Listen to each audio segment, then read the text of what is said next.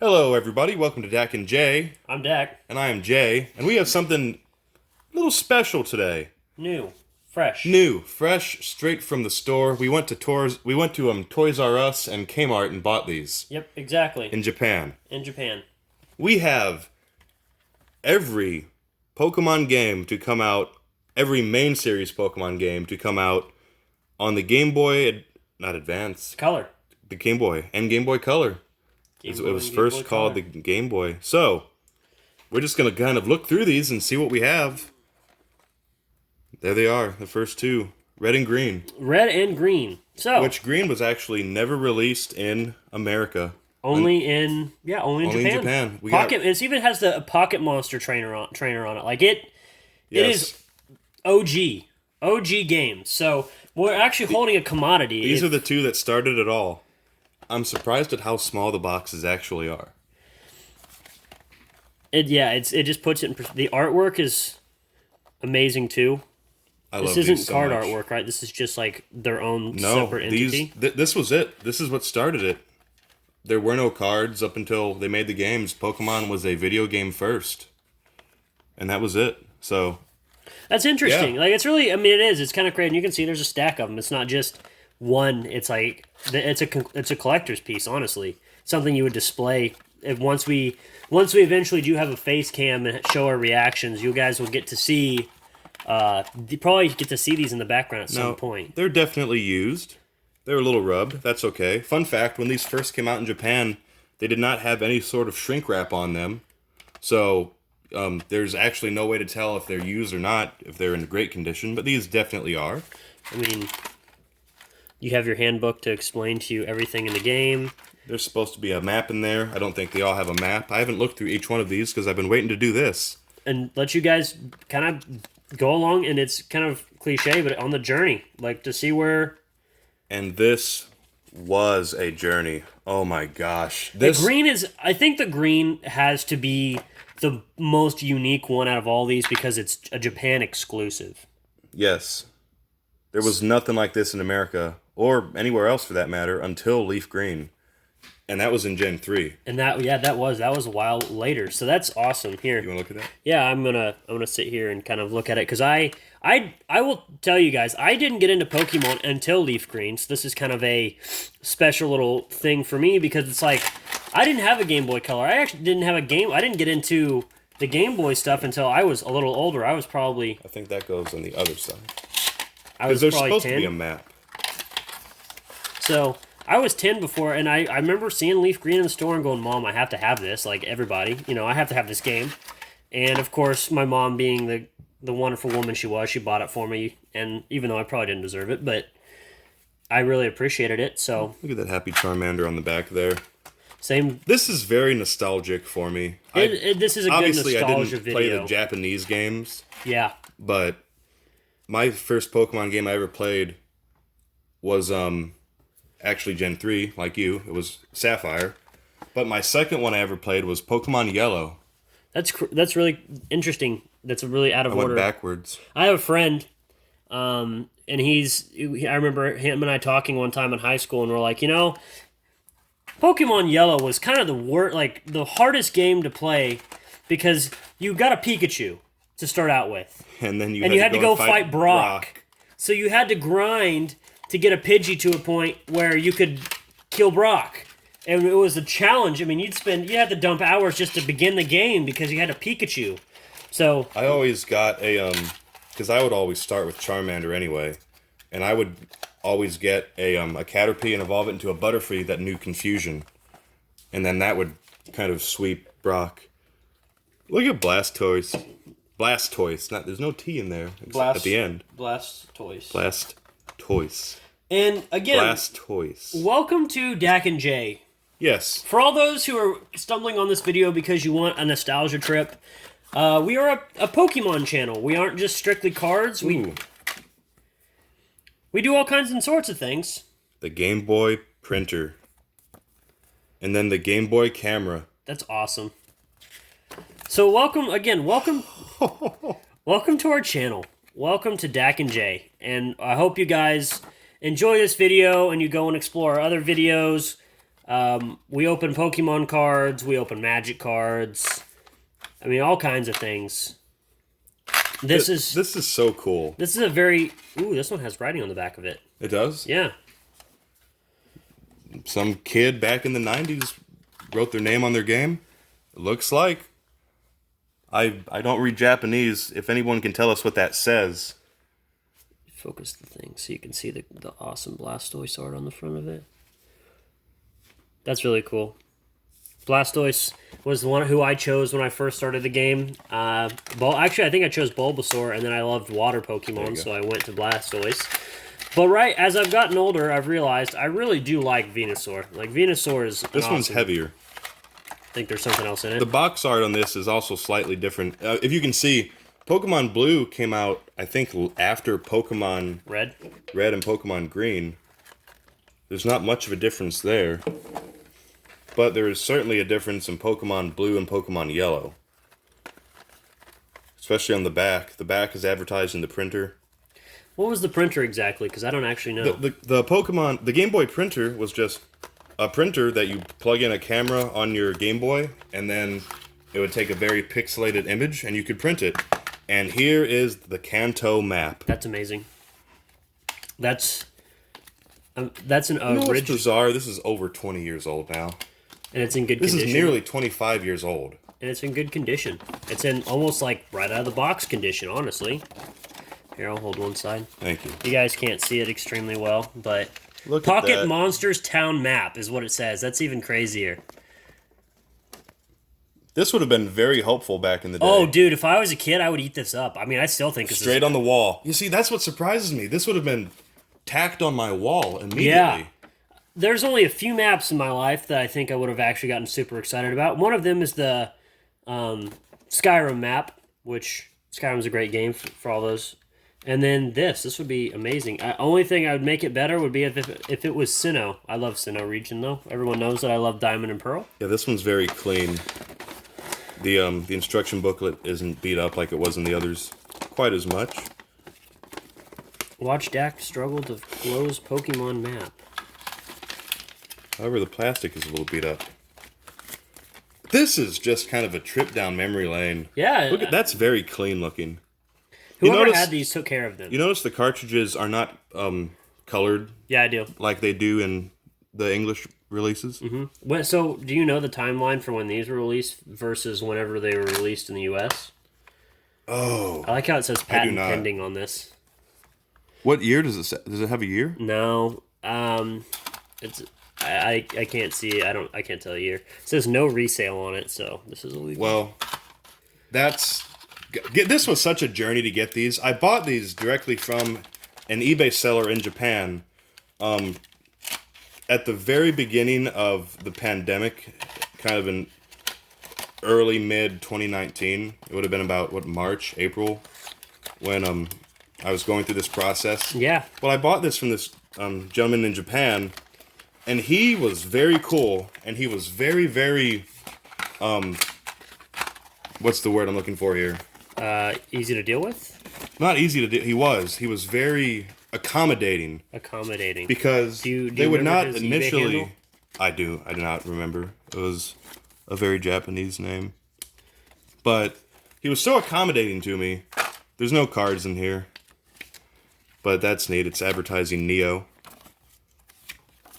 It took 2 months to get here, plus, because he kept going to the shipping center, I don't know what they have in Japan, the post office, to send it to me.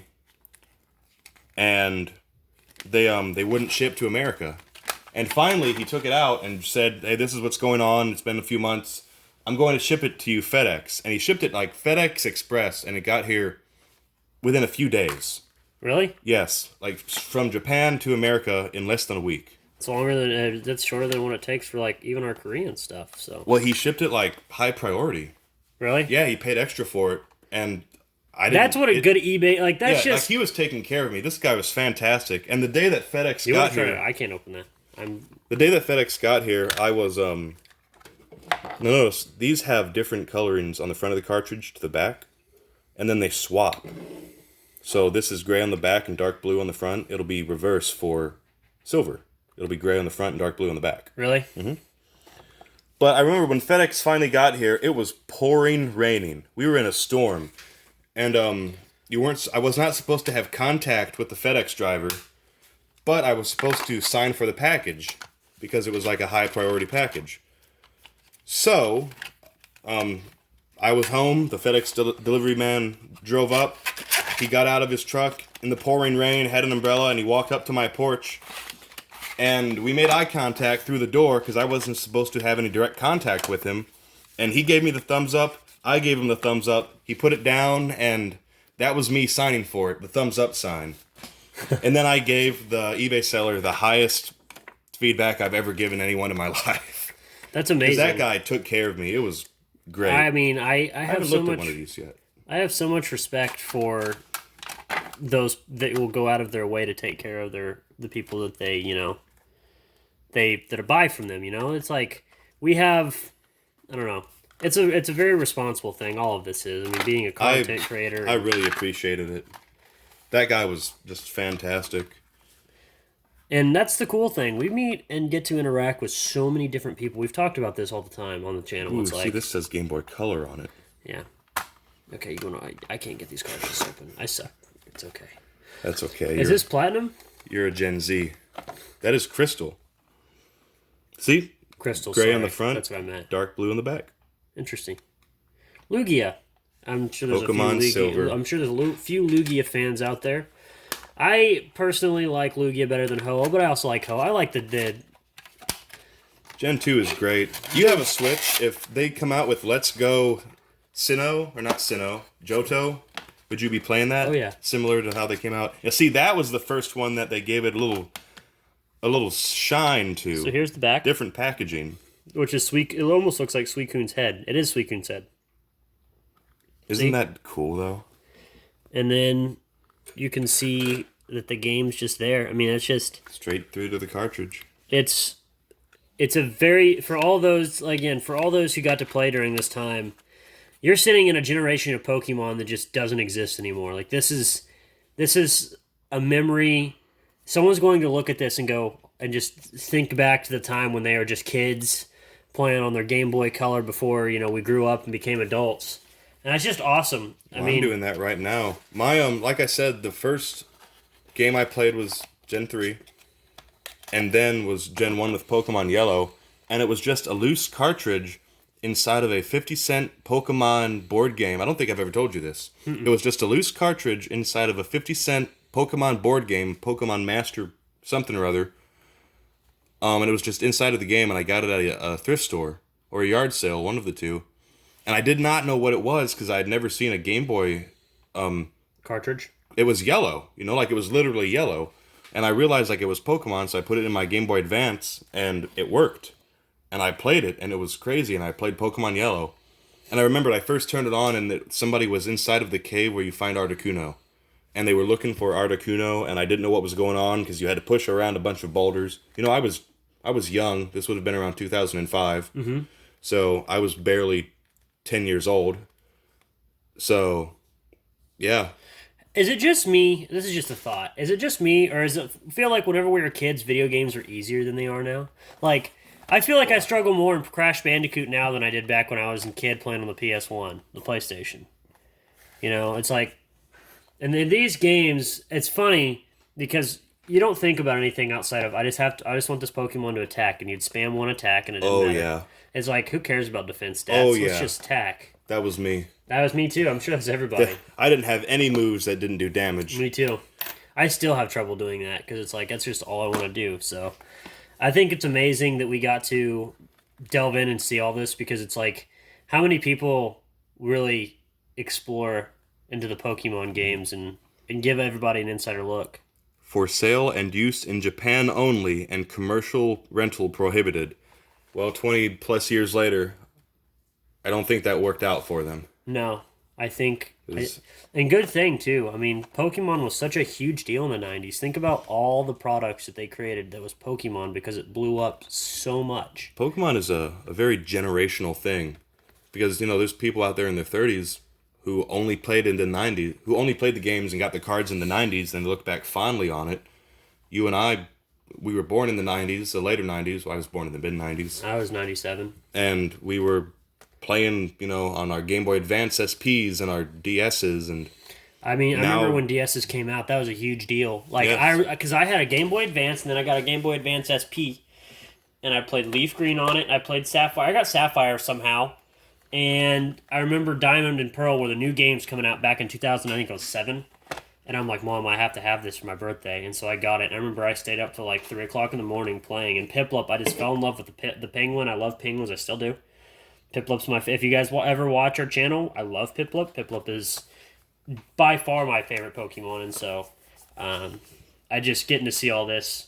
I never got into the generation I didn't delve into early wise the second. I knew the first, and I knew the third, and I knew the fourth, but I didn't know the second very well. See, that's very similar with me. My favorite Pokemon is the Trico line because that was my first starter in Sapphire. And now it's crazy to think because there's always going to be someone getting into it as we speak. There's someone learning about it right now. There's a 5-year-old out there playing Pokemon for the first time on the Nintendo Switch, and he's going to fall in love with it. He's going to fall in love with Sobble, and Sobble will be his favorite Pokemon until we have however many generations of Pokemon we get, and you'll be looking back at Sword and Shield going, wow, I can remember when, Then they're going to learn about these. It's just a cycle that will always continue. How many people, if you found that and just saw it in a thrift store, would you know what that was? I wouldn't. It's a Game Boy printer. Look at that, and it even has the image of Pikachu following you around, which was crazy to me because, you never had that in any games. No, you didn't have that again until Heart Gold and Soul Silver. Mm-hmm.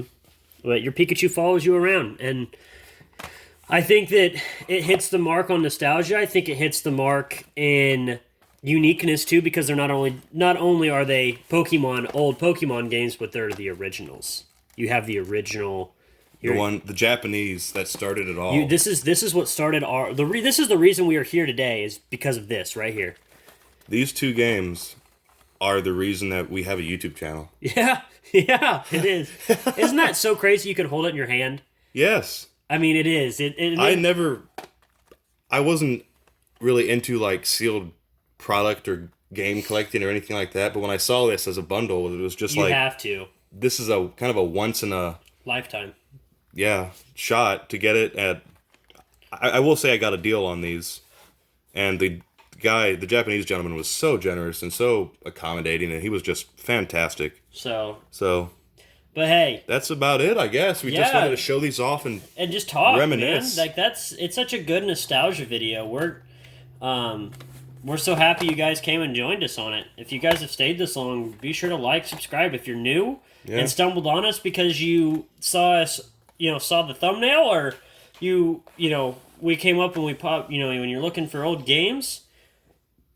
Check out our other content. Yeah. I think we do our best every single video. We can give you a Pokemon fix. You can watch us open cards for you, so you don't have to go out and buy them yourself. And spend the money, and you can find out what products to buy and what products not to buy. Have a little nostalgia trip. Exactly. So welcome to Dak and Jay if you're new, and thank you guys so much for watching. Yes. I'm Dak. And I'm Jay, and this is a Pokemon. New thing. This is Pokemon. Welcome to nostalgia. Yeah. We always end our videos by giving each other a fist bump, so we will see you next time.